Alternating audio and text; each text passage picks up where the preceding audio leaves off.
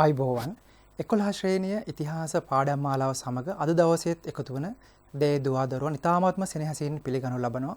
පහුගිය වැඩසටහන් ගණනාවකදී 11 ශ්‍රේණිය පෙළපොතට අදාළව බ්‍රිතාන්‍යයන් ලංකාවට පැමිණීම, ඔවුන් විසින් ලංකාවට හඳුන්වා දුන්නු ආණ්ඩුක්‍රම ප්‍රතිසංස්කරණ, ආගමික පුනර්ජීවන ව්‍යාපාර, ශ්‍රී ලංකාවට නිදහස ලැබීම, ඒ වගේම නිදහසින් පසු සිදු වුණා වූ සංවර්ධන කටයුතු, ඒ වගේම ප්‍රංශ මහා විප්ලවය, ඇමරිකානු විප්ලවය, එමෙන්ම පළවන ලෝක මහා සංග්‍රාමය, දෙවන ලෝක මහා සංග්‍රාමය ආදී ඔබගේ 11 ශ්‍රේණිය පෙළපොතට අදාළ පාඩම් සඳහා වන විෂය කරුණු අපි සාකච්ඡා කරා.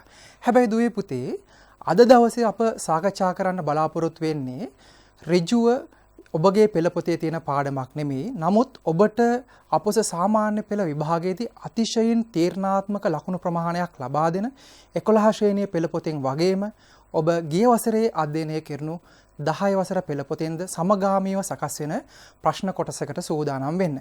ඔබට මාතෘකාව පෙනෙනවා පින්තූර අධ්‍යයනය. විශේෂයෙන්ම 10 ශ්‍රේණිය පෙළපොතේ රජවරුන් සම්බන්ධව, වාරි කර්මාන්ත පිළිබඳව, ඒ වගේම උඩරට රාජධානිය පිළිබඳව, පුනරුදය පිළිබඳව, ඒ වගේම අප පූර්වෙන් සාකච්ඡා කර පරිදි 11 ශ්‍රේණියට අදාළව අප සාකච්ඡා කරපු විෂය කරුණු වලට අදාළ පුද්ගල චරිත, ස්ථාන නාම හඳුනාගෙන ඒවා නිවැරදිව සටහන් කිරීමෙන් ඒ ආශ්‍රිත ප්‍රශ්න වලට පිළිතුරු ලියමින් ලකුණු ලබා ගැනීම පිළිබඳව තමයි අද දවසේ අප සාකච්ඡා කරන්න බලාපොරොත්තු වෙන්නේ.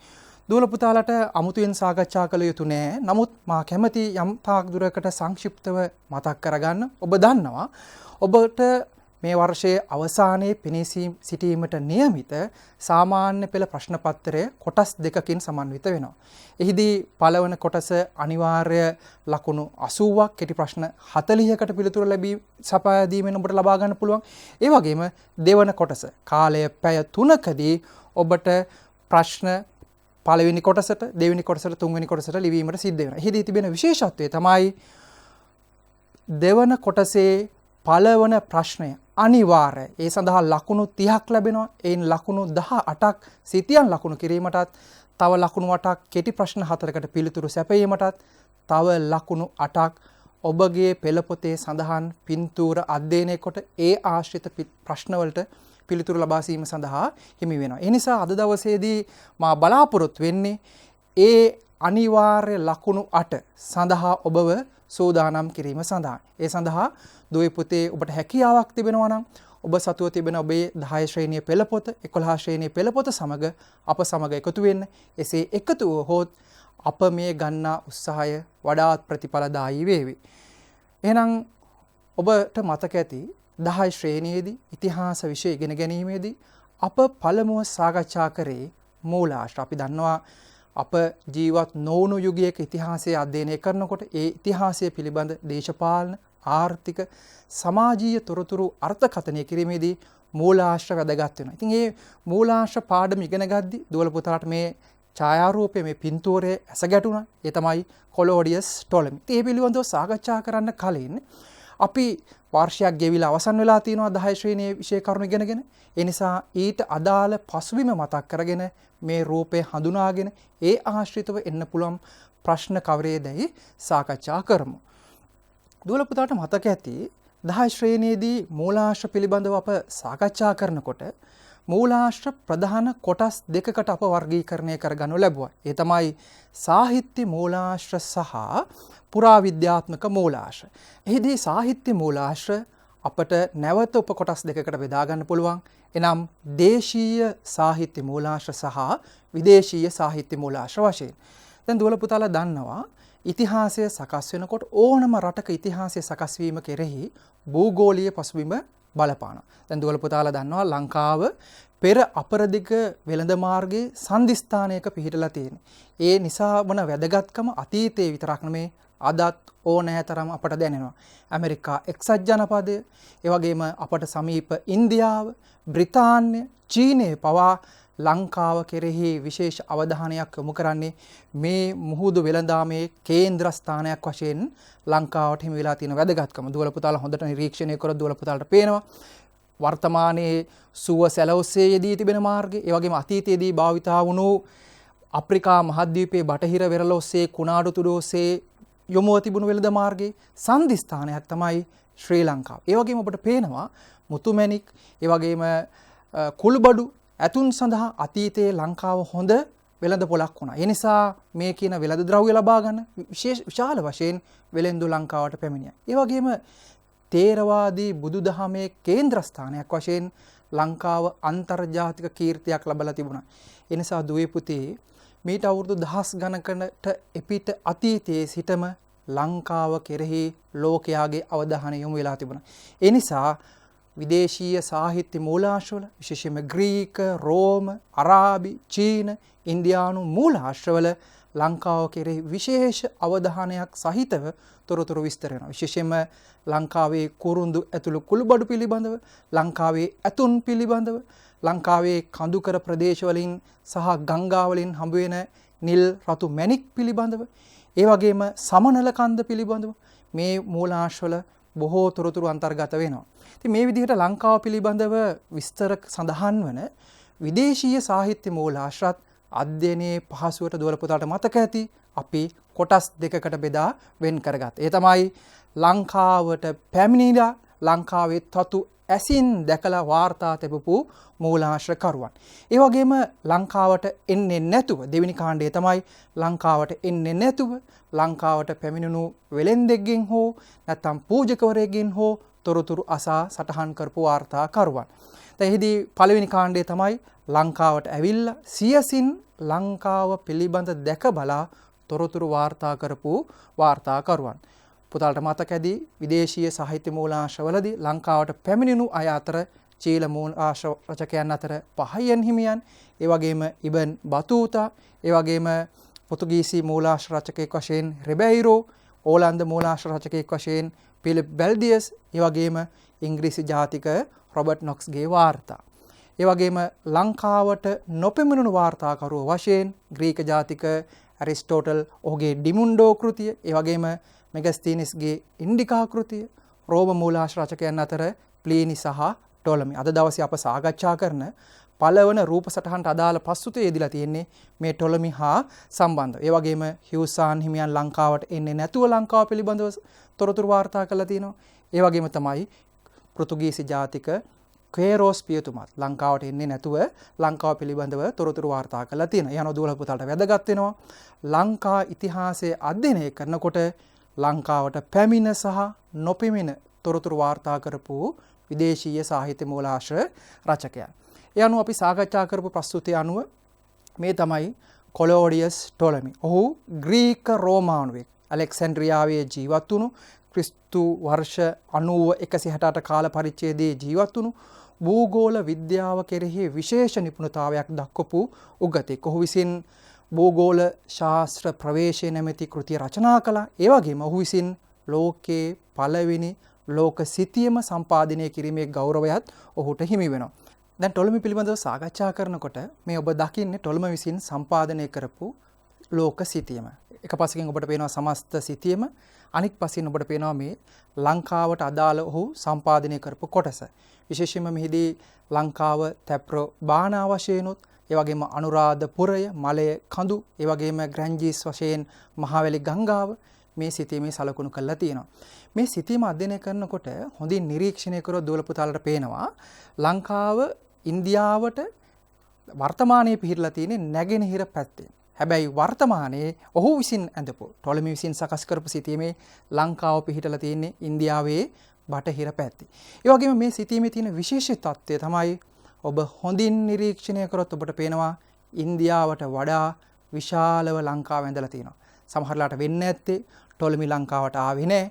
හැබැයි ඔහුත් එක්ක ගනුදෙනු කරපු වෙලෙන්දු ලංකාව ගැල අතිශෝක්තියෙන් විශාල චිත්‍රයක් මැව්වා. එහෙම වෙන්නත් පුළුවන්. ඒ නිසා ලංකාව ඉන්දියාවටත් වඩා විශාලව මේ සිතීමේ සලකුණු කරලා තියෙනවා. ඉතින් මේ ආශ්‍රිතව විභාගයේදී ප්‍රශ්න ඇහුවොත් අනිවාර්යයෙන්ම මේ පින්තූරය ඔබට දීලා ඔහු හඳුනා ගන්න අවස්ථාව ලබා දෙවි. ඒ වගේම ඔහු කවර ජාතිකයෙක්ද?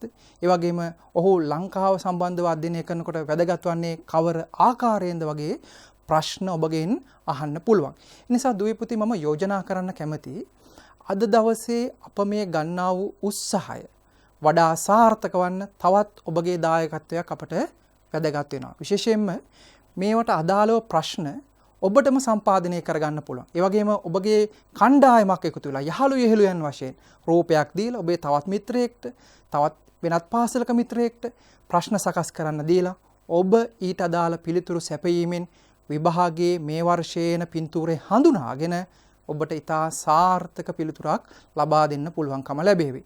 ඊළඟට අප අවධානය යොමු කරමු ඊළඟ ඡායාරූපයට පින්තූරය දෙස.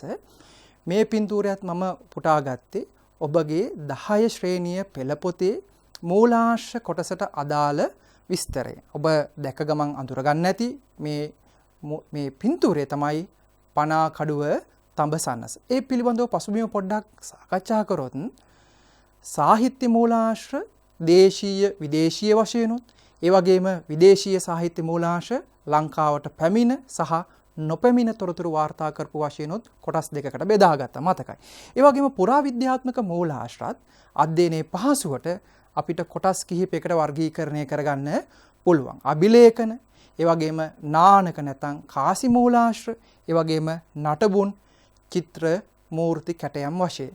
දැන් අපි අභිලේඛන දිහා අවධානය යොමු කරොත් අතීත මානවයා තමන්ගේ අත්දැකීම්, තමන්ගේ තොරතුරු ලියා තැබීමට භාවිතා කරපු සියලු පෘෂ්ඨ අභිලේඛන වශයෙන් අපිට හඳුනා ගන්න පුළුවන්. ඒ අනුව ලංකාවේ අතීත මිනිස්සුයෝ, පාලකයෝ, ආගමික ශාස්ත්‍ර නායකයන් විසින් පැරණි දේ ලියා තැබීම සඳහා විවිධ පෘෂ්ඨ භාවිතා කරලා තියෙනවා. ඒ අනුව ශිලාලිපි, ඒ වගේම මැටි බිත්ති මත, ඒ වගේම තඹ තහඩු මත, රන් තහඩු මත, ඒ වගේම මැටි පූරු මත විවිධ ලේඛන සටහන් කරලා තියෙනවා. හැබැයි දුවේ පුතේ රන් තහඩු එහෙම කිව්වහම ලෝභය උපදවා ගන්න එපා. ලංකාවේ කවදාවත් නිදන් කියන අර්ථයෙන් රන් රිදී මුතුමැණික් තැන්පත් කරලා තිබුණේ නැහැ. ඒ නිසා සමහරු මේවා දිහා බලලා දාගැබ් තුල ඒ වගේම මේ ශිලාලේඛන තියෙන අකුරු සටහන් වල විශාල වස්තුන් ඇතැයි සිතා ඒවා විනාශ කරනවා. ඒ නිසා ඉතිහාස විෂය ඉගෙන ගන්න මේ වැඩසටහන හා සම්බන්ධ වෙන දුවල පුතලා තේරුම් ගන්න ඕනේ. මේවා තියෙන්නේ මූල්‍යමය වටිනාකමක් නෙමෙයි, පැරණි බව තුල තියෙන ජාතික උරුමයේ වශයෙන් තියෙන එහි වටිනාකම පමණයි. ඒ අනුව අපි මේ සාකච්ඡා කරන අභිලේඛනේ එනම් පනා කඩුව තඹ සන්නස තඹ කියන තහඩුව මත නිර්මාණය කරපු අභිලේඛනයක්. දුවල පුතාලා දන්නවා මේ ලේඛනය නිකුත් කරන්නේ පළවන විජයබාහු රජතුමා. 10 ශ්‍රේණියේදී පොළොන්නරු අවධිය පිළිබඳව සාකච්ඡා කරනකොට විජයබාහු රජතුමා කුඩා කාලේ අපි හැඳින්වුවේ කිත්ති කුමාරයා නමින්. ඔහුට එකපසකින් චෝලයන්ගෙන් විශාල අභියෝගයක් එල්ල වුණා. ඒ වගේම ලෝකේශ්වර, කේසධාතු කශ්‍යප වගේ ප්‍රාදේශීයව හිටපු පාලකයන්ගෙන් අභියෝග එල්ල වුණා. මේ සියලු අභියෝග ජය ගැනීමේදී විශේෂයෙන්ම චෝලයන්ගෙන් සහ අනෙකුත් සතුරන්ගෙන් ඔහුව ආරක්ෂා කරගනිමින්, රජපෞල රැක බලා ගනිමින් ආහාරයෙන් පෝෂණය කරපු සිත්නරු බිම්බුදල්නා. එහෙම නැත්නම් මේ ලේඛනයේ සඳහන් වෙන විදිහට සිත්නරු බිම්බුදල්නා නැත්නම් මහවංශයේ සඳහන් වෙන ආකාරයට බුද්ධ රාජ සෙන්පතියා දක්වපු සහයෝගයට ප්‍රතිඋපකාරයක් වශයෙන් තමයි මේ අප දකින අභිලේඛන. එහෙම නැත්නම් පනා කඩුව තඹ සන්නස නිකුත් කරන්නේ. එතකොට මේ ලේඛනය පළවන විජයබාහු රජතුමා විසින් නිකුත් කරපු අභිලේඛනයක්.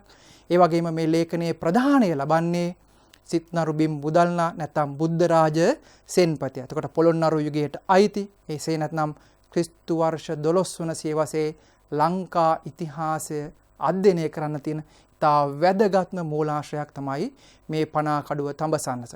දෝල පුතාලා කොළඹ ජාතික කෞතුකාගාරයේ පොළොන්නරු යුග මැදිරියට ගියොත් මේ අභිලේඛනය දැක බලා ගන්න පුළුවන්කම තියෙනවා. මේ ලේඛනයේ තියෙන තවත් සුවිශේෂී කරුණක් තමයි නුරුපුර වශයෙන් අනුරාධපුර නගරය හඳුන්වා තිබීම. ඒ වගේම දැන් ඔබට පේන මේ ලේඛන එක පිටපතක් පමණයි. හැබැයි පනා කඩුව තඹ සන්නසේ තියෙන විශේෂත්වය තමයි මේ සන්නස පත්තිරු තඹ පත්තිරු 3ක ලියලා තියෙනවා. උඩ පත්තිරුවෙත් යට පත්තිරුවෙත් එක පැත්තක පමණයි ලියලා තියෙන්නේ. හැබැයි මධ්‍ය තඹ පත්තිරුවේ දෙපැත්තේම ලියලා පුස්කොළ පෙරලන ආකාරයට පෙරලා බැලීමේ හැකියාව සහිතව ඔබට පේනවා සිදුරු සහිතව මේක බන්ධනය කළා සකස් කරපු අගනා ලේඛනයක්. දැන් මේ දකින්නේ ඒ සමස්ත ලේඛනයේ පිටපත් 4ම දක්වන ඡායාරූපයක්. ඊළඟට අප අවධානය යොමු කරමු තවත් අභිලේඛනයකට. මේ තමයි නිශ්ශංක මල්ල රජතුමාගේ ගල් පොත ශිලාලේඛනය. ලංකා ඉතිහාසය අධ්‍යයනය කරනකොට සමහර උගතුන් පවා ඔහුගේ අභිලේඛන පිහිටුවීම හාස්‍යයට ලක් කරනවා. නිශ්ශංක මල්ල රජතුමා සෑම ගල් ටැඹකම ගල් ආසනයකම ශිලාලේඛනයක් කොටවපු අයෙකු වශයෙන් සඳහන් කරනවා. හැබැයි අපි මෙතනදී තේරුම් ගන්න ඕන දේ තමයි ඔහු මෙතරම් ශිලාලේඛන ප්‍රමාණයක් ලංකා ඉතිහාසයේ වැඩිම ශිලාලේඛන ප්‍රමාණය 70කට වැඩි ප්‍රමාණයක් පිහිටුවීමට හේතුව කුමක්ද කියන එක අපි පොඩ්ඩක් මතක් කරගත්තොත් හොඳයි. විශේෂයෙන්ම ඔහුට ලංකා ඉතිහාසයේ අන් කවරදාකටත් වඩා පාලකයෙකුට මුහුණ දීමට තිබුණු දේශපාලනික අභියෝග රාශියකට ඔහුට මුහුණ දෙන්න සිදු වුණා. එක පැත්තකින් ඔහු අබෞද්ධයෙක්, අනෙක් පසින් ඔහු විජාතිකයෙක්, ඒ වගේම මහා පරාක්‍රම බහුව රජතුමාගේ ශ්‍රේෂ්ඨත්වයට මහජනතාව දක්වපු ගෞරවයට ඔහුට මුහුණ දෙන්න සිද්ධ වුණා. ඒ වගේම සෙන්පතිවරුන්ගෙන්, ගොවි කුල ඇත්තන්ගෙන්, ඒ වගේම සෑමදාම විජාතික පාලනයට එරෙහිව නැගී සිටපු රෝහණ ජනතාව සංසුන්ව තබා ගැනීමේ අභියෝගයට ඔහු මුහුණ දුන්නා. ඉතින් මේ අභියෝගය සාර්ථකව මුහුණ දෙන්න ඔහු අනුගමනය කරපු එක් උපාය මාර්ගයක් තමයි sannivedana මාධ්‍යයක් වශයෙන් Tamanට මුහුණ දෙන්න තිබුණ අභියෝග සඳහා පිළිතුරු සපයා දීම සඳහා මනෝමූලික උපාය මාර්ගයක් වශයෙන් ශිලාලේඛන පිහිටුවන්නේ. එලෙස පිහිටපු එක් ශිලාලේඛනයක් තමයි ගල් පොත ශිලාලේඛනය. දුවල පුතාලා පොළොන්නරුව පැරණි නගරයට ගියොත් පොළොන්නරුව පැරණි නගරයේ එක් කොටසක් අපි හඳුන්වනවා දළදා චතුරාශ්‍රය කියලා. සත්මහල් ප්‍රාසාදය, 60දාගය, 8දාගය, ඒ වගේම නිශ්ශංක ලතා මණ්ඩපය, පොළොන්නරුව තෝපාරාම පිළිමගය, සත්මහල් ප්‍රාසාදයේ සහිත අතීතයේ පොළොන්නරුවේ රජ දවස දළදා වහන්සේ වැඩ සිටපු ඒ උස් මළුවට අපි කියනවා දළදා චතුරාශ්‍රය කියලා. ඒ දළදා චතුරාශ්‍රයේ සත්මහල් ප්‍රාසාදයේ සහ 60දාගේ ආශ්‍රිත කොටසේ තැන්පත් කළ තියෙන ශිලාලේඛනයක් තමයි ඔබ මේ දකින නිශ්ශංක මල්ල රජතුමාගේ ගල් පොත ශිලාලේඛනය. විශාල ශිලාලේඛනයක්. මේ ශිලාලේඛනයත් ඉතා කලාත්මකව එතුමා නිර්මාණය කළ තියෙනවා. ලේඛනයත් කොටස් 3කට බෙදලා ඔහුගේ අභීත ක්‍රියා, ඒ වගේම ඔහු ලංකාවේ විවිධ ප්‍රදේශවල සැරිසරමින් කරපු ආගමික පුනර්ජීවන ව්‍යාපාර පිළිබඳව ඔහු මේ ලේඛනයේ සඳහන් කරලා තියෙනවා. දැන් මේ ලේඛනය පිළිබඳව සාකච්ඡා කරනකොට ඔබට පේනවා දුවල පුතාලා දැකලා ඇති අද වුණත් තමන්ගේ පාසලේ ඒ වගේම රජයේ ගොඩනැගිල්ලකට යනකොට අදත් ඒ ගොඩනැගිල්ල නිර්මාණය කරලා විවෘත කිරීම පිළිබඳව සමරු පළක තියලා තියෙනවා. ඒකට කළු වර්ණයෙන් සුදු වර්ණයෙන් මේක ඉස්මතු වෙලා පේනවා. එතකොට මේ ලේඛනය පිළිබඳව අධ්‍යයනය කරපු ගුතුන් පෙන්නලා දෙනවා. මේ ලේඛනයේ ලස්සනට දුවල පුතාලට පේනවා හොඳින් නිරීක්ෂණය කරොත් රූල් ගහලා විධිමත්ව ලියලා තියෙනවා. ඒ වගේම තමයි මේ ලේඛනය අධ්‍යයනය කරපු විද්වතුන් පෙන්වලා දෙනවා මේකේ අකුරු තුල අද අපි සුදු වර්ණයෙන් ආලේප කරනවා වගේ රෙදි තැම්පත් කරලා ඒ උඩ රන් ආලේප කරලා මනරම් ලෙස නිර්මාණය කරලා තිබෙන්නේ නැති කියලා. ඒ වගේම මේ ලේඛනය පිළිබඳව සාකච්ඡා කරනකොට මේ ලේඛනයේ දෙපැත්තේ එක් පැත්තක මේ සටහන ඔබට දකින්න පුළුවන්. දැන් මේ පුරාවිද්‍යාත්මක මූලාශ්‍රයක් වන මේ අභිලේඛන වලින් ලේඛනයේ තියෙන තොරතුරු විතරක් නෙමෙයි ඔබට මේ මැදයේ තියෙන රූපය හොඳින් අධ්‍යයනය කරොත් අදත් සිංහල බෞද්ධ කඩයක බස් රථයක වුණත් යනකොට ඔබට පේනවා ස්වාමින් වහන්සේලා අසුන් ගන්න ආසනයත් එක්ක බොහෝ වෙලාවට කාගේ රූපයද අපි දකින්නේ? ලක්ෂ්මී දෙවඟනගේ රූපය. දැන් මේ ඔබ දකින්නේ ලක්ෂ්මී දෙවඟනගේ රූපය. ලක්ෂ්මී දෙවඟන මැදේ වැඩ සිටිනවා. ඒ වගේම දෙපැත්තෙන් හස්තීන් විසින් ඇයව ස්නානය කරන දර්ශනයක්. ඉතින් බලන්න මේකේ බෞද්ධ ආගමික පසුබිමක් සහිත කතන්දරයක් විස්තර වුණත් සමකාලීන පොළොන්නරු අවදියේ තිබුණු Hindu ආගමික විශ්වාස පිළිබඳවත් එයින් යම් අදහසක් අපට ලබා ගන්න පුළුවන්කම තියෙනවා. ඒ වගේම තමයි මේ ලේඛනයේ දෙපැත්තේ තර අපි මුලින් දැක්කේ මතුපිට පෘෂ්ඨයේ කොටලා තියෙන ලේඛනයනේ. ඒ වගේම මේ රූපයේ දෙපසත් ලේඛනයක් අපිට දක්නට ලැබෙනවා. මේ ලේඛනයේ සඳහන් වෙන්නේ නිශ්ශංක මල්ල චක්‍රවර්තීන්ගේ නිශ්ශංක බටයන් ලව්වා සෑගිරියේ ඉඳන් මේ ලේඛනය කොටපු ගල ගෙනාවා කියලා. දැන් දුවල පුතාලා දන්නවා සෑගිරිය කියන්නේ සෑයන් වලින් සමන්විත කන්ද නැත්නම් මිහින්තලාව. එතකොට ඔබ කල්පනා කරලා බලන්න මිහින්තලේ ඉඳන් පොළොන්නරුවට මේෂා විශාල ගල් කුලක් ගෙන එහෙම කොයිතරම් දුෂ්කර කටයුත්තක් වෙන්නේ නැද්ද? නිශ්ශංක මල්ල රජතුමා ලේඛනය කොටවීම හරහා මතවාදීව තමන්ගේ පෞරුෂය ගොඩනගා ගත්තා වගේම මේ වගේ විශාල දැවැන්ත ගල් කුණක් මිහින්තලයේ සිට පොළොන්නරුවට ගෙන ඒම තුලත් තමන්ගේ පෞරුෂය වර්ධනය කරගත්තා වෙන්න පුළුවන්. දැන් දුවල පුතාලට පේනවා 2019 අධ්‍යයන පොදු සහතික පත්‍ර සාමාන්‍ය පෙළ විභාගයේ අප සාකච්ඡා කරන දෙවෙනි කොටසේ අනිවාර්ය පළවෙනි ප්‍රශ්නයට අදාළව යොමු කරලා තිබුණු පින්තූර ආශ්‍රිත අධ්‍යයනයෙන් එක් ප්‍රශ්නයක් යොමු වෙලා තිබුණේ අප මේ සාකච්ඡා කරපු ගල්පොත ශිලාලේඛනයේ ආශ්‍රිතව. දැන් ඔබට පේනවා ඒ අක්ෂරයෙන් දැක්වෙන රූපය හඳුනා ගන්න. ඒ වගේම තමයි ඔබ ප්‍රශ්න පත්‍රය හොඳින් කියවන්න ඕනේ. ඔබට පේනවා ඔබට ලබා තියෙන උපදෙස්වල පිළිතුරු වලට පිළිතුරු අංක අනුපිළිවෙලින් ඔබේ පිළිතුරු පත්‍රය මොනවා වෙන්න ඕනද? සඳහන් වෙන්න ඕනේ. නිසා දෝල පුතාලා සමහර අවස්ථාවලදී හොඳින් අධ්‍යයනය කරලා පාඩම් කරලා විභාගයට පෙනී සිටීමේදී ඒ අවස්ථාවේදී ඇති කර ගන්නා වූ හදිසි කලබලය නිසා තමන් දන්න පිළිතුරත් පටලවලා පිළිවෙලක් නැතිව සටහන් කිරීමෙන් තමන්ගේ ලකුණු අඩු කර ගන්නවා. ඒ නිසා හොඳින් ප්‍රශ්නය කියවලා අහලා තියෙන විදිහට අනුපිළිවෙලින් පිළිතුරු ඔබගේ පිළිතුරු පත්‍රයේ ලියා තැබිය යුතු වෙනවා. අපි බලමු අහන පළවෙනි ප්‍රශ්නය. අහනවා මේ ශිලාලිපිය හඳුන්වන නම කුමක්ද? ඒ වගේම එය කරවන ලද රජතුමා කවුරුන්ද? ඒ වගේම මේ රජතුමා ඉති වුණු රාජවංශය කුමක්ද කියන එක තුන්වෙනි ප්‍රශ්නෙන් අහනවා. ඒ වගේම මේ ශිලාලිපිය පිහිටුවා තිබෙන ඓතිහාසික නගරය සඳහන් කරන්න කියනවා. මං හිතන්නේ දෝල පුතාලා හැමදෙනා මේ සඳහා පිළිතුරු දන්නවා. අපි බලමු පිළිතුරු මොනවද කියලා. ඒ අනුව ශිලාලිපිය තමයි ගල්පොත ශිලාලිපිය. එය කරවන ලද රජතුමා තමයි ලංකාවේ වැඩිම ශිලාලේඛන ප්‍රමාණයක් පිහිටවපු නිශංක මල්ල රජතුමා. ඔහු අයත් රාජවංශය තමයි කාලිංග රාජවංශය. ඒ වගේම මේ ශිලාලිපිය පිහිටවලා තියෙන ඓතිහාසික නගරය තමයි ලංකාවේ රජරට ශිෂ්ටාචාර අවදියේ දෙවන රාජධානිය වෙච්ච පොළොන්නරුව නගරය.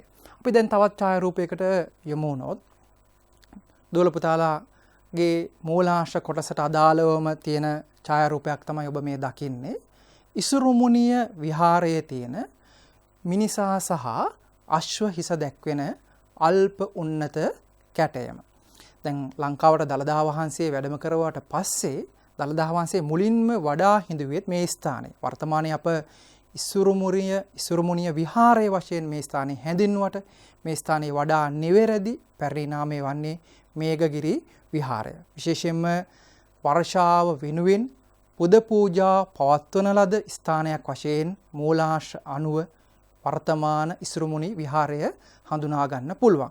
තිසා වැව වැව්බැම්ම පහළින් එක් පසකින් රන්මසු යන අනික් පසින් වෙස්සගිරිය ආශ්‍රිත කලාපයේ පිහිටලා තියෙන ලංකාවේ කැටයම් කලාව පිළිබඳව අධ්‍යයනය කරනකොට ඉතා වැදගත් ස්ථානයක් වශයෙන් මේ ඉසුරුමුණි විහාරය හඳුන්වලා දෙන්න පුළුවන්.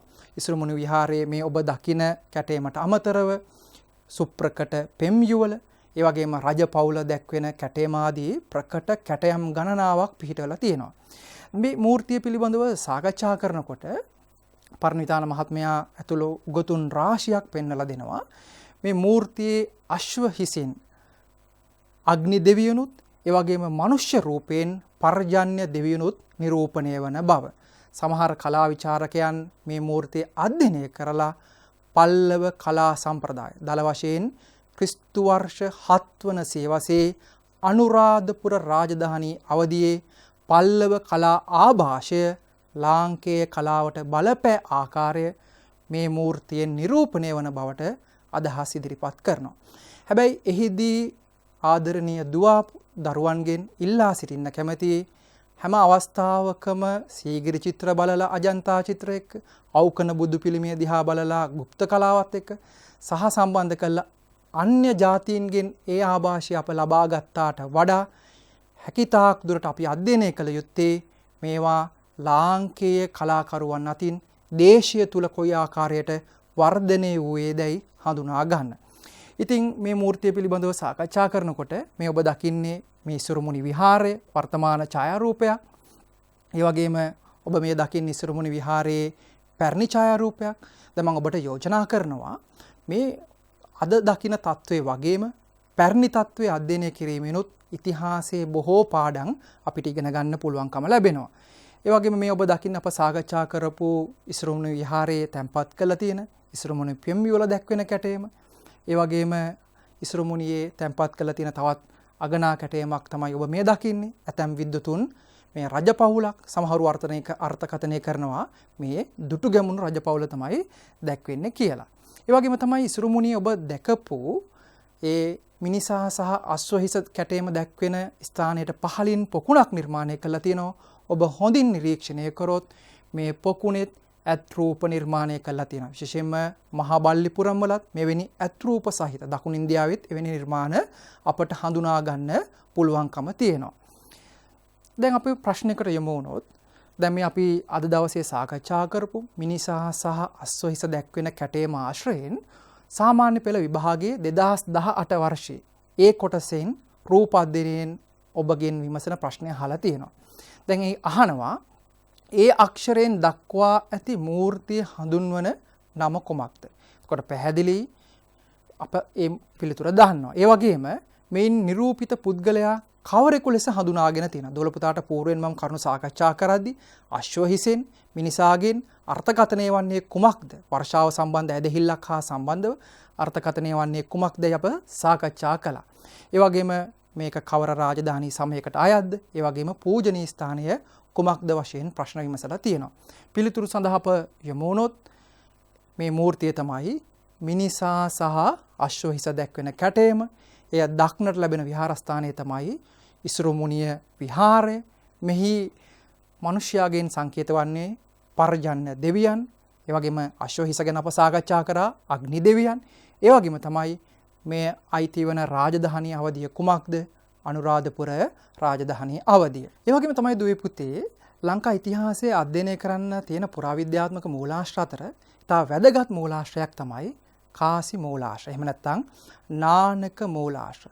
ඔබට මතක ඇති හස්සෙබෝ කහපන පිළිබඳව, ශ්‍රී ලක්ෂ්මී කාසිය පිළිබඳව, මධ්‍යකාලීන තඹ මස්ස පිළිබඳව, ඒ වගේම පසුකාලීනව පෘතුගීසි, අරාබි කාසි පිළිබඳව අප සාකච්ඡා කරලා තියෙනවා.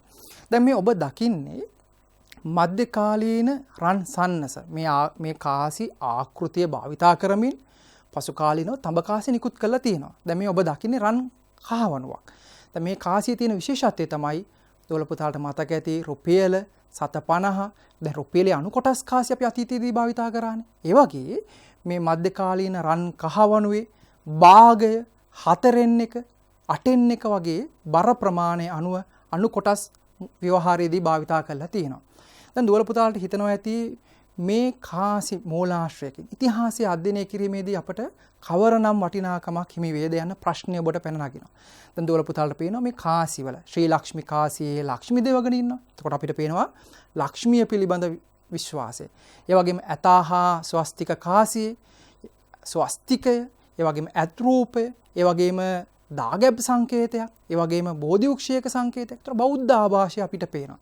එතකොට මේ කාසිය අධ්‍යයනය කිරීමෙන් සංස්කෘතික විශ්වාසය, ඒ වගේම ආර්ථික තත්ත්වය දැන් ඔබට පැහැදිලි මධ්‍යකාලීන රන් කහවණුව නිකුත් කිරීමෙන් ඒ වන විට ලංකාවේ පවතිපු ආර්ථික දියුණුව හඳුනා ගන්න පුළුවන්කම තියෙනවා.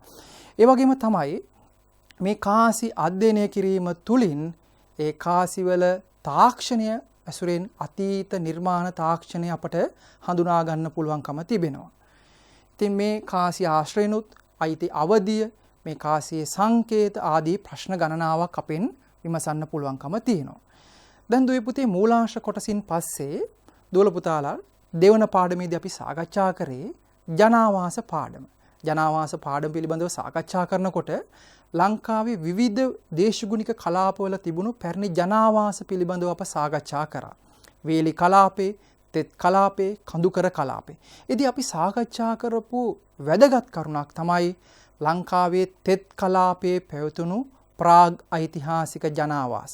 විශේෂයෙන්ම බලංගොඩ සංස්කෘතිය නියෝජනය කරන, මධ්‍ය ශිලා යුගය නියෝජනය කරන ජනාවාස ගණනාවක් ලංකාවේ තෙත් කලාපයෙන් හම්බ වෙලා තියෙනවා. කුරුවිට බටදොඹලෙන, කිතුල්ගල බෙලිලෙන, ඒ වගේම තමයි ඔබ මේ දකින ස්ථානය පහයන්ගල. ලංකාවේ මධ්‍ය ශිලා යුගයේ මානවයන්ගේ සාධක හමුවන ඉතා වැදගත් ස්ථානයක් තමයි ඔබ මේ දකින විශාල පහයන්ගල ලෙන. දැන් දුවල පුතාලා ජනමාධ්‍යයට විශාල අවධානයක් යොමු කරොත් මේ පහයන්ගල ලෙන පසුගිය දවස්වල ලංකාවේ මුද්‍රිත මාධ්‍යවල වගේම රූපවාහිනී මාධ්‍යයේත් ඒ විතරක් නෙමෙයි BBC ඇතුළු ලෝක මාධ්‍ය තුලත් සුවිශේෂයෙන් සාකච්ඡා වුණු ස්ථානයක්. ඔබට මතක ඇති අප්‍රිකාවෙන් මෙපිටට ලෝකයේ පළවෙනි වරට සතුන්ගේ අස්ථි කොටස් භාවිතා කරමින් දුනු ඊතල අවියායුධ සකස් කරගත් මානව කණ්ඩායමක් අදින් වසර 48,000කට පෙර මේ පහයන්ගල ජීවත් වුණු බව ශ්‍රී ජයවර්ධනපුර විශ්වවිද්‍යාලයේ ඔෂාන් වෙදගේ මහතා ඇතුළු ජර්මනියේ කණ්ඩායමක් විසින් පර්යේෂණාත්මකව පෙන්වා දීම. ඒ වගේම තමයි මේ පහයන්ගල ලෙන පිළිබඳව සාකච්ඡා කරනකොට ගුරුගල් ආලේප කරපු හිස් කබල හමුවීම තුළ පැරණි ලංකාවේ මධ්‍ය ශිලා යුගයේ මානවයා සතුව පැවතුණු අභිචාර පිළිබඳ යම් අදහසක් ලබා ගන්න පුළුවන්කම ලැබිලා තිනවා. ඉතින් මේ පහයන්ගල ලෙන ආශ්‍රිතව විභාගයේදී ප්‍රශ්නයක් ඇහුවොත් මේ ලෙන කවර කලාපයකට දේශගුණික කලාපයකට අයත් වෙනවද? කවර දිස්ත්‍රික්කයක පිහිටලා තියෙනවද? මේ අයත් ප්‍රාදේශීය ලේකම් කොට්ටාසය මොකක්ද? මේ ලෙන වැදගත් වන්නේ කවර ආකාරයෙන්ද කියන ප්‍රශ්න ඔබෙන් අහන්න පුළුවන්. ඒ නිසා දුවල පුතාලට මේ ස්ථානට දැක බලා ගන්නවා වගේම අන්තර්ජාලය පරිශීලනය කරමින් තවදුරටත් මේ ස්ථාන පිළිබඳව අවබෝධය වැඩි දියුණු කරගන්න පුළුවන්කම තියෙනවා. ඊළඟට මේ ඔබ දකින්නේ දැන් සීගිරිය අපි හැමෝම යනවනේ. හැබැයි සීගිරියේ ගියාට පිදුරංගල ඒ වගේම මේ පොතාන ගල් ගුහාව අපගේ අවධානයට යොමු වෙනවා ඉතාමත්ම අඩුයි. දැන් මේ ඔබ දකින්නේ සීගිරිය පොතාන ගල් ගුහාවේ සිදු කරපු පර්යේෂණ වලින් අනාවරණය කරගත්ත මානව ඇටසැකිල්ලක්. දැන් දුවල පුතාලා මේ මානව ඇටසැකිල්ල හොඳින් නිරීක්ෂණය කරොත් දුවල පුතාලට පේනවා මේ මානව ඇටසැකිල්ල අර දුටුගැමුණු කතාපූර්තියේ දුටුගැමුණු රජතුමා වකොටු වෙලා හිටි ඒ වගේ වකොටු කරලා තියෙන. ඒ වගේම ඔබ සමකාලීන ලෝකයේ ඉන්දියාව චීනය වගේ රටවල් වල බැලුවොත් ඔබට පේනවා ඒ රටවලත් මේ විදිහට වකොටු කරලා මලසිරුරු ආදාහනය කිරීමේ සම්ප්‍රදායක් පැවතුණු බව. එයano අපිට පේනවා අදින් අවුරුදු 5500කට කලින් සමකාලීන ලෝකයේ තිබුණු ඇදහිලි විශ්වාස අනුගමනය කරමින් මලවුන්ගේ චාරිත්‍ර කරපු දියුණු සමාජ ක්‍රමයක පසුබිම මේ පොතාන ගල් ගුහාවේ සිදු කරපු පර්යේෂණ වලින් අපට හඳුනා ගන්න පුළුවන්කම තියෙනවා. ඒ වගේම ඔබ මේ දකින්නේ ශිලා ආයුධයක්. දැන් දුවල පුතාලා දන්නවා ලංකාවේ පුරාවිද්‍යාත්මක පර්යේෂණ කරනකොට ඒ වගේම ලෝකයේත් පුරාවිද්‍යාත්මක පර්යේෂණ කරනකොට ප්‍රාග්ඓතිහාසික යුගය. දැන් ප්‍රාග්ඓතිහාසික යුගය කියලා අපි කියන්නේ ලේඛන කලාව ආරම්භ වීමට පෙර යුගය. එතකොට මේ යුගය පිළිබඳව අධ්‍යයනය කරන්න තියෙන හොඳම සාධකයක් තමයි ප්‍රාග්ඓතිහාසික මිනිසුන් විසින් නිෂ්පාදනය කරපු ශිලා මෙවලම්. ප්‍රාග්ඓතිහාසික යුගය පූර්ව ශිලා, මධ්‍ය ශිලා, නව ශිලා වශයෙන් උපකොටස් වලට අපි බෙදාගන්නෙත් මේ ශිලා මෙවලම් දිහා බලලා. දැන් ඔබ මේ දකින්නේ ඔබේ පෙළ පොතේ ඔබට නිරූපණය කරලා තියෙන ශිලා මෙවලමක්. දැන් මේ ශිලා මෙවලම ලංකාවේ මධ්‍ය ශිලා යුගයට, ඒ කියන්නේ බලංගොඩ මානවයා නියෝජනය කරන කාල වකවානුවට අයිති ශිලා ලේඛන. මේ ශිලා මෙවලමක්. දැන් දුවල පුතාලා දන්නවා ලංකාවේ ප්‍රධාන වශයෙන් ශිලා මෙවලම් නිර්මාණය කරන්න ගල් වර්ග දෙකක් භාවිතා කරලා තියෙනවා. එකක් තමයි ක්ලියර් ක්වාර්ට්ස් නැත්නම් තිරුවාන, අනෙක් වර්ගය තමයි කහඳ පාෂාණ. ලංකාවේ බහුල වශයෙන් ශිලා මෙවලම් නිර්මාණය කරලා තියෙන්නේ පිරිසිදු මේ ඔබ දකින මේ සුදු පැහැති තිරුවාන විශේෂයෙන්. එතකොට මේ තිරුවාන පාෂාණ වල තියෙන තව විශේෂත්වයක් තමයි ජාමිතික බව. මේ ශිලා මෙවලම් සෙන්ටිමීටරයත් සෙන්ටිමීටර් 7ත් වගේ කුඩා ප්‍රමාණයේ ශුද්‍ර ශිලා මෙවලම්. මේ ශිලා මෙවලම් දැවමය කොටස් වලට සකස් කරලා විදීමට, හෝරා ගැනීමට, තැලීම ආදී විවිධ කටයුතු වලට භාවිතා කරන ලද බව පුරාවිද්‍යාත්මකව හඳුනා ගන්න පුළුවන්කම ලැබෙනවා. දැන් අපිට පේනවා එසේ පැරණි අවධියේදී මේ තිරිවාන පාෂාණය යොදාගෙන ආයුධයක් සකස් කර ගැනීම පිළිබඳව. ඊළඟට දුවේ පුතේ අපි තවත් ඡායාරූපයකට යමු වුණොත් ජනාවාස පාඩම් පිළිබඳව සාකච්ඡා කරනකොට දුවල පුතාලට මතක ඇති සීගිරිය පොතාන පිළිබඳව සාකච්ඡා කරනකොට අපි ප්‍රාග්ඓතිහාසික යුගයේ තිබුණු අභිචාර ක්‍රමයක් පිළිබඳව හඳුනාගත්තා. ඒ තමයි වකුටු කොට වල දැමීම. දැන් මේ ඔබ දකින සුසාන විශේෂය, එහෙම නැත්නම් මැටි ඔරු සුසාන කියලා හඳුන්වන සුසාන විශේෂය පූර්ව ඓතිහාසික යුගයට අයිති. මොකද්ද මේ පූර්ව ඓතිහාසික යුගය කියන්නේ? ප්‍රාග් ඓතිහාසික යුගයත් ඓතිහාසික යුගයත් අතර සංක්‍රාන්තික අවධිය. මේ අවධියේ කැපී පෙනෙන ලක්ෂණ තමයි ස්ථාවර ජනාවාස, ශාක සහ සත්ව ගෘහස්ථිතකරණය, ඒ වගේම ශිලා මෙවලම් වගේම ලෝහ භාවිතය මේ පූර්ව ඓතිහාසික යුගයේ විශේෂ ලක්ෂණ. මේ පූර්ව ඓතිහාසික යුගය පිළිබඳව අධ්‍යයනය කරනකොට විශේෂ කරුණක් තමයි මලවුන් පිළිබඳව ඔවුන් අනුගමනය කරපු සුසාන චාරිත්‍රය. ඉතින් ඒ සඳහා එක් නිදර්ශනයක් තමයි ඔබ මේ දකින්නේ. රංචා මඩවෙන් සිදු කරපු කැණීම් වලින් හඳුනාගත්ත මැටි ඔරු සුසාන. දැන් ලෝකයේ විවිධ සුසාන ක්‍රම හම්බ වෙනවා. හැබැයි මේ මැටි ඔරු සුසාන හම්බ වෙන්නේ ලංකාවෙන් විතරයි. ඒ නිසා ලංකාවේ පූර්ව ඓතිහාසික ජනාවාස පිළිබඳව අධ්‍යයනය කරනකොට මේ මැටි ඔරු සුසාන ඔබට වැදගත් වෙනවා. ඔබේ පෙළ පොතේ මේ මැටි ඔරු සුසාන පිළිබඳව දක්වන ඡායාරූප දෙකක් තමයි ඔබ මේ දකින්නේ. මේ මැටි ඔරු සුසාන පිළිබඳව සාකච්ඡා කරනකොට අමු මැට්ටෙන් ඔරුවක ආකාරයට මේ සුසානිය සකස් කරලා මානව අස්ථි කොටස් මේ තුල දැවීමට ලක් කරලා තියෙනවා.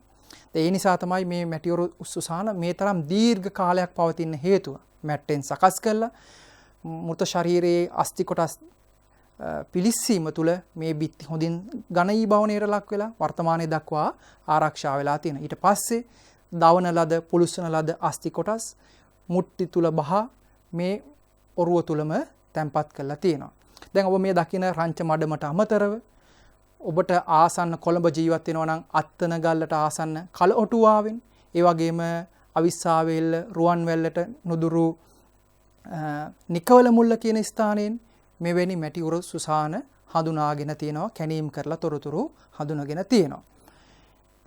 ඊළඟට ඔබ මේ දකින්නෙත් පූර්ව ඓතිහාසික යුගයට අයිති තවත් සුසාන චාරිත්‍රයක්. දැන් ඔබගේ පෙළ පොතේ මේ රූප සටහන තියෙන ඉඳ ඔබ හොඳින් හඳුනනවා.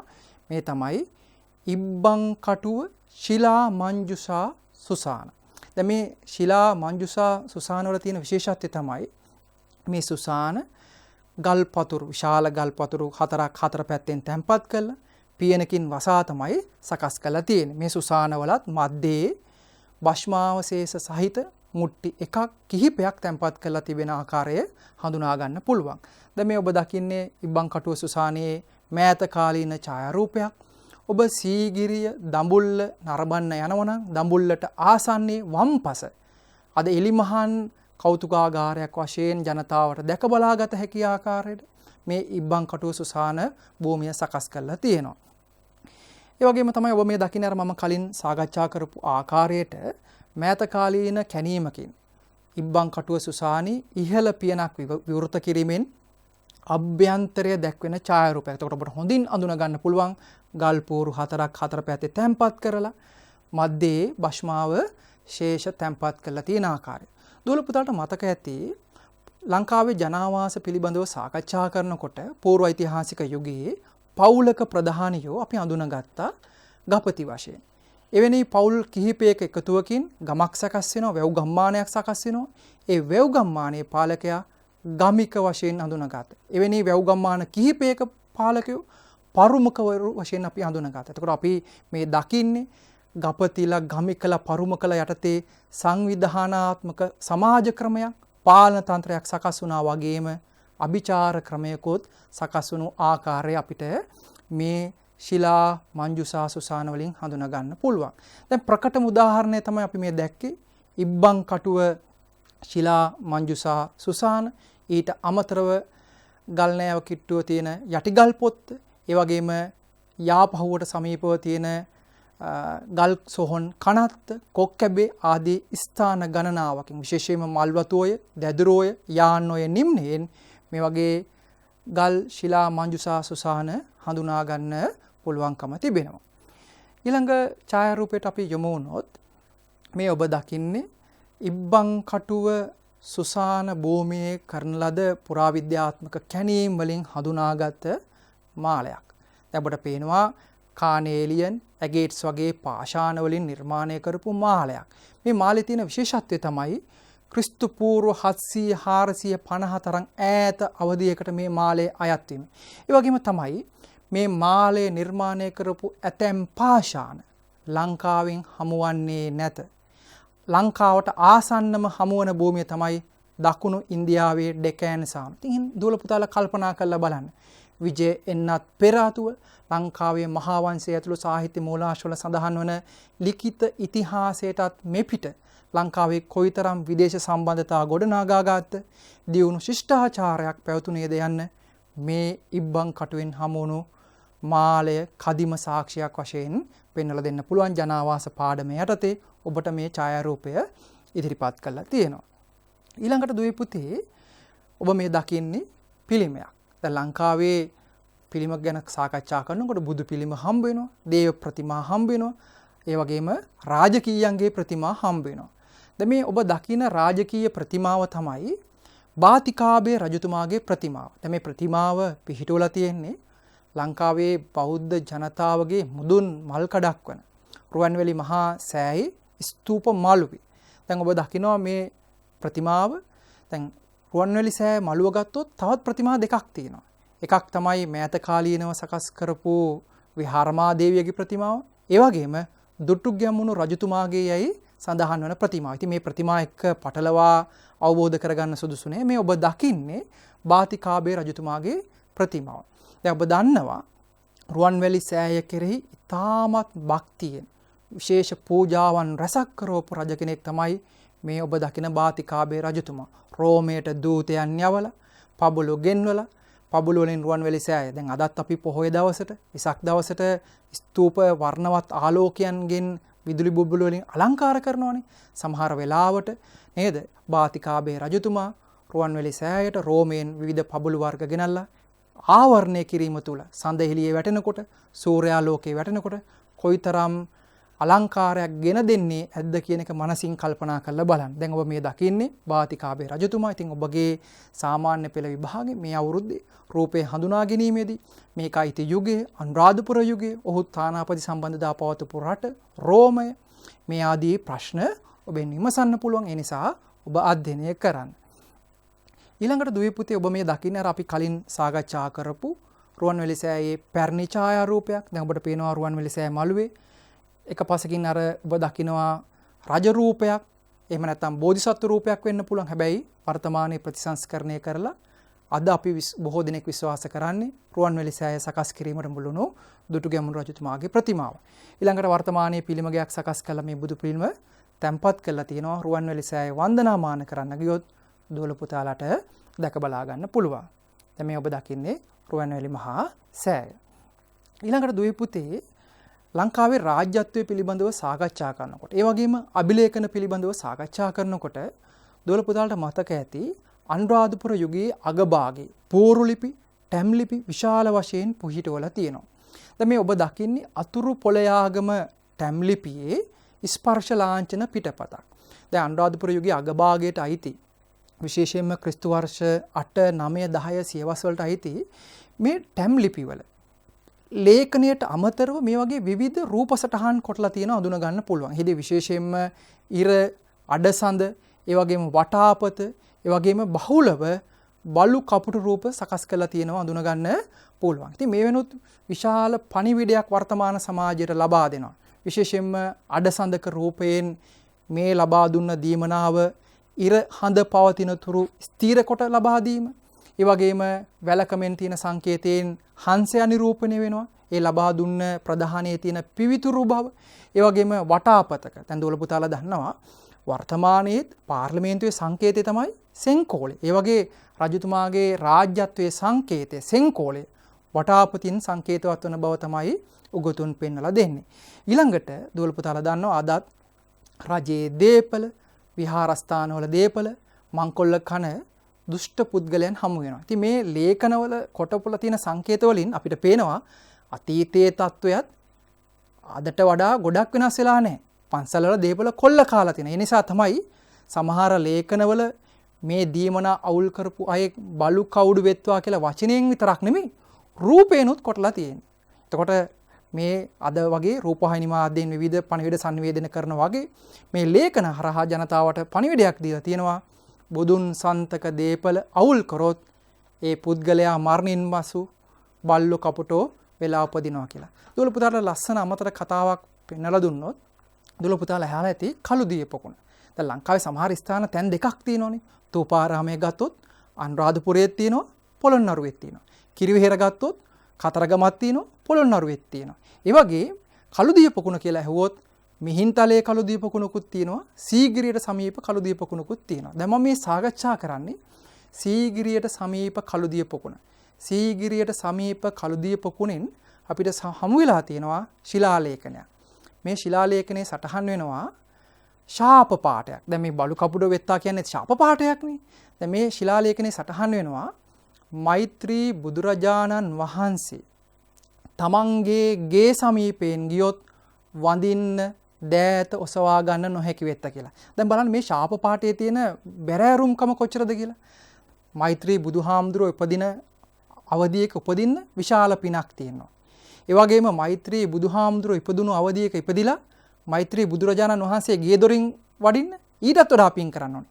හැබැයි එසේ මෛත්‍රී බුදුන් ගේ දොරකඩින් වැඩම කරද්දී වඳින්න දෑත ඔසව ගන්න බැරි වෙනවා කියන්නේ කොයිතරම් පාප කර්මයක්. බලන්න අතීතයේ පාලකයෝ, භික්ෂුන් වහන්සේලා, රාජ්‍ය නිලධාරීන් විවිධ උපක්‍රම හරහා ජනතාව සුගතියට ගන්න ගත උත්සාහයත් අර්ථකථනය කරගන්න පුළුවන් මේවැනි සටහන් තුලින්.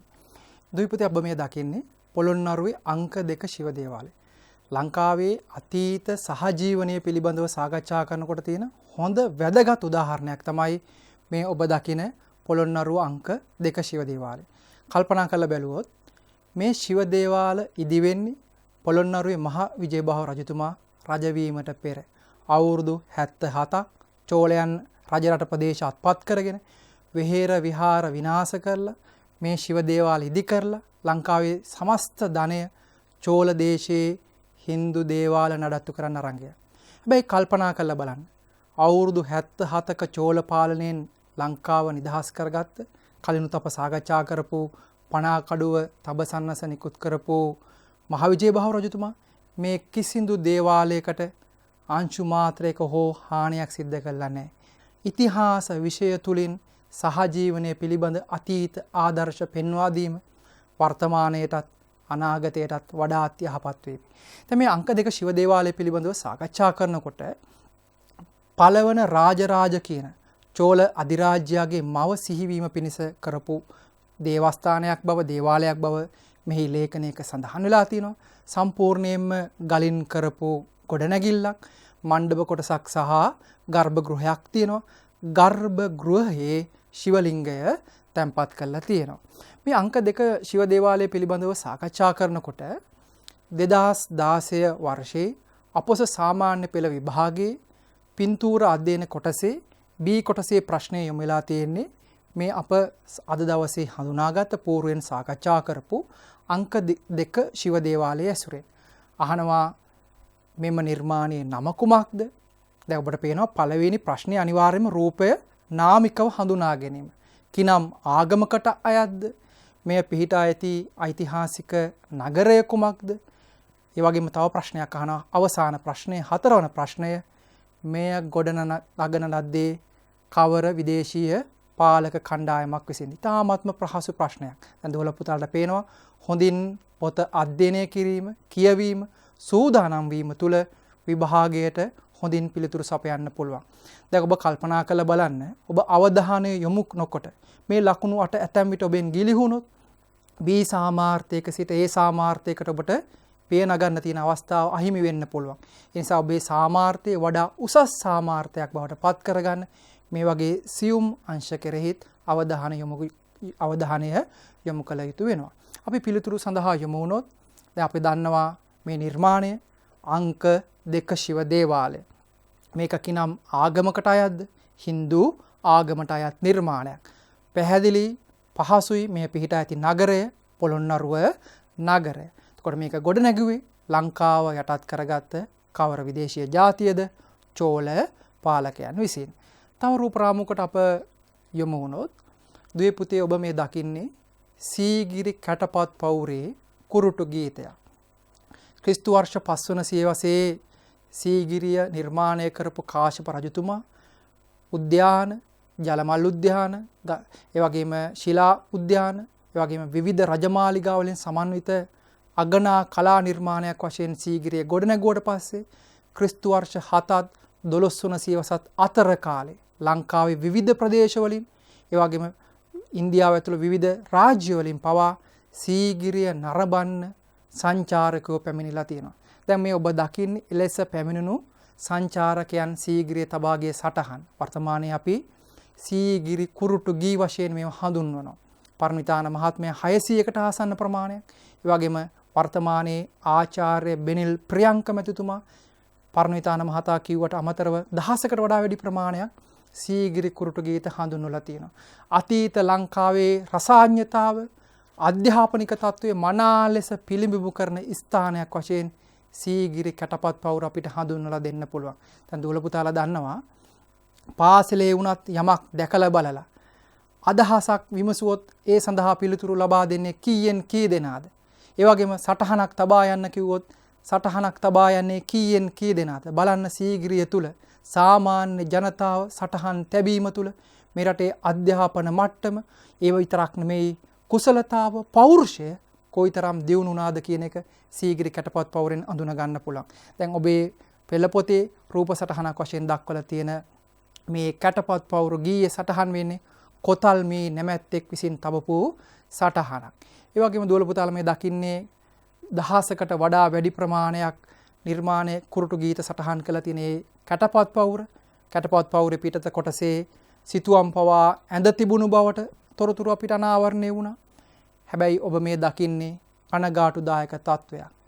එක වසරේ ඉඳන් 13 වසර වෙනකන් ඇතමුන් ඉතිහාසය ඉගෙන ගන්නවා. හැබැයි බහුතරයක් 11 වසර දක්වා 6 ශ්‍රේණියේ ඉඳන් ඉතිහාසය අප ඉගෙන ගන්නවා. හැබැයි ඉතිහාසය ඉගෙන ගත්තට අපගේ අරමුණු හරි හැටි ඊට නොවුණු ආකාරය තමයි ඔබ මේ දකින්නේ සීගිරි කැටපත් පවුරට කරලා තියෙන හානි. ඒ නිසා ඉතිහාසය ඉගෙන ගන්නවා වගේම ඔබ අපේ උරුමයට ආදරය කරන්න ඕනේ. තමන්ගේ දෙමාපියන්ට, තමන්ගේ පාසලට, ගමට, රටට ආදරය කරන දරුවෙක් බිහි කරගන්න තමයි අපි ඉතිහාසය විෂය ඉගෙන ගන්න. ඒ සඳහා ඉගෙන ගන්න දුවල පුතාලා අදිෂ්ඨාන කරගත යුතු වෙනවා. ඊළඟට පුතේ අපි ඔබ මේ දකින්නේ සීගිරිය ගැන කතා කරනකොට ලෝක ප්‍රකට වෙලා තියෙන්නේ සීගිරි සිතුවම්. දැන් ඔබ මේ දකින සීගිරි සිතුවම් පිළිබඳව සාකච්ඡා කරනකොට මේ කාන්තාවන්ගේ නිරූපණය වන්නේ කවුරුන්ද කියන ප්‍රශ්නය පැන නගිනවා.